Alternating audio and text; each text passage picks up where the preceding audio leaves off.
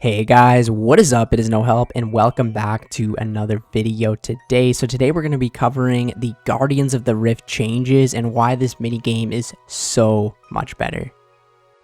So first of all, some of the gameplay changes. So prior to this week, most games of Guardians of the Rift began with everyone stood outside the entry barrier, frantically clicking and hope that they'll get in before the lobby fills up. If that sounds like rubbish, it's because it is, which is why we're getting rid of it. As of today, rounds of the minigame will be scaled according to the number of players involved. If it's scaled to 100 players or more, you'll be able to enter and leave freely. Every time a player decides they've had enough of these antics and leaves, the Great Guardian will helpfully rebalance itself, so gameplay should feel totally seamless. So some other changes that they made is, once you've made it in, you can build some basic barriers or guardians using uncharged cells while the game starts up. This won't provide any runecrafting XP, but should reduce the chance of your game becoming doomed from the outside, especially if you're on a small team. And during the game, you'll be able to use your cells to recharge barriers even at full HP, which will net you a maximum of 2,500 runecrafting XP and 450 energy per game. This should result in higher XP per hour, except in those extremely long games. So yeah, this is insane. Another massive change is that they've updated the Colossal Pouch so that you can use it at a lot lower runecrafting levels.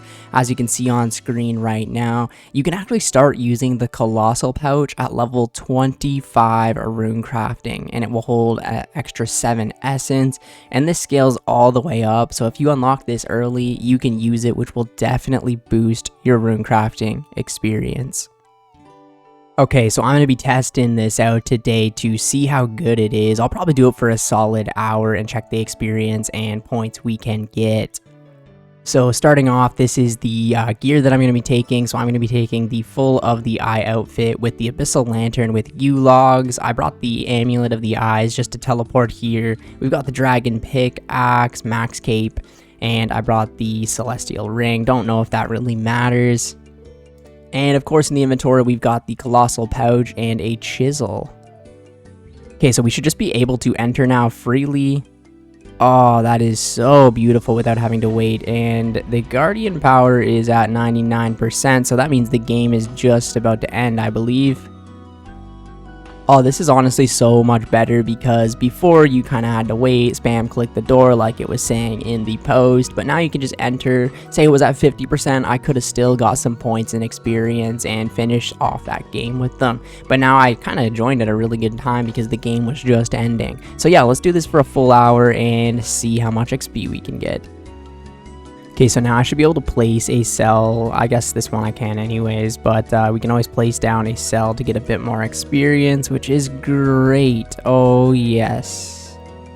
Also, a very nice plugin to have is the Runecrafting Utilities plugin. Basically, whenever you are near an altar, your pouch will automatically swap to a left-click empty, and it just makes it a lot easier.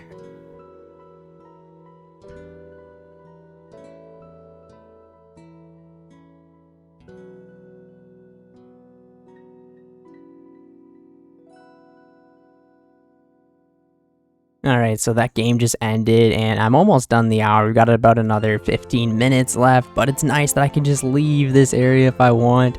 So I literally went out and got myself a coffee, go make a coffee, get some food, and head right back in without having to worry about spam clicking for 5 minutes. Well, it looks like the hour is up, and the last game just finished. So overall, if you take a look at my experience that I gained in the 1 hour, we gained a total of 69k XP, we got about 3k mining, 5.8k crafting, and about 60,000 rune crafting experience, which to be honest is pretty good. It's definitely going to be boosted a lot more if you are a lower level because you will have access to the Colossal Pouch at a lot earlier of a level, so the quality of life is definitely better for that reason and that reason alone. I might have got a little bit more XP than I used to because of obviously the barriers and all that, the updates with that, but solid minigame, and I really like that you can just exit and enter freely. As you can see, the lobby here is a lot more busy because people aren't worried about losing their game, especially, you know, you need to go to the washroom or do something, or you need to log out for, you know, 20-30 minutes, and then you want to hop back in, but you waste 10 minutes clicking that barrier. Solid update overall. So some of the reward changes, you can now big search the rewards guardian to obtain 5 sets of rewards at once, similar to say Temporis or I guess Wintertod even now. You can also pay the rewards guardian 25 pearls to let you have another cheeky dip in the prize pool. This should work out to an extra roll roughly every 14 searches, which should be a nice boost for players chasing specific rewards. So I guess this is for players that have everything and maybe want to go for the pet, or if they're extremely dry.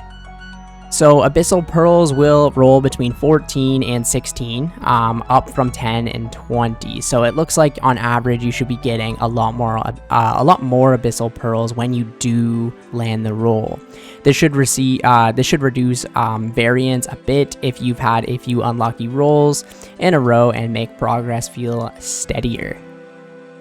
Alright, so let's do a check. So we obviously didn't get all these points in the hour. We had some of the elemental ones at the start of this, but it is what it is. We're just going to go with a big search and fuck.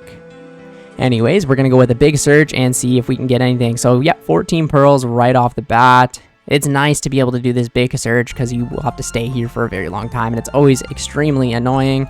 So yeah, just from that big search, we got 105 Abyssal Pearls, much better than previous. A couple talismans we can drop to the ground, a good selection of runes, and if we open these up, a blood essence, very, very nice, and some nature runes. Alright, let's dump it in the price checker and see. So, we got a total of 300k. That blood essence definitely really did help, plus all the runes that we did craft during the minigame. But the real important thing right here is the 106 Abyssal Pearls. So where are my pearls in the bank? We have a good amount now, almost 1,000 Abyssal Pearls. So let's check out the shop quickly. So I think we still need this ring, which costs 400. We could buy that. I think we were saving up though for the transmog, which is 30,000, and so we can finish off the collection log for the Guardians of the Rift. So if we take a quick look at the mini games and head down to the Guardians of the Rift, as you can see for my account right now, I've got a couple unlocks that I still need. We actually still don't have this lost bag, which is pretty funny. We need a green dye, the pet, the transmog, and the ring. So I guess sooner rather than later, we'll probably finish off the Guardians of the Rift log. Well, great update by Jagex, giving you access to the Colossal Pouch a lot sooner, making the quality of life so much better for the Guardians of the Rift. Runecrafting is one of the slowest, if not the slowest skill in the game, and the Guardians of the Rift minigame did help a lot, but now being able to enter and exit a lot better, and just all of the little small quality of life things that just make this minigame so much better is very nice to see, and especially getting a lot more Abyssal Pearls. You can, unlock those things from the shop much quicker as well. But yeah, anyways, thank you guys so much for watching the video today. I will catch you in the next one. See ya later.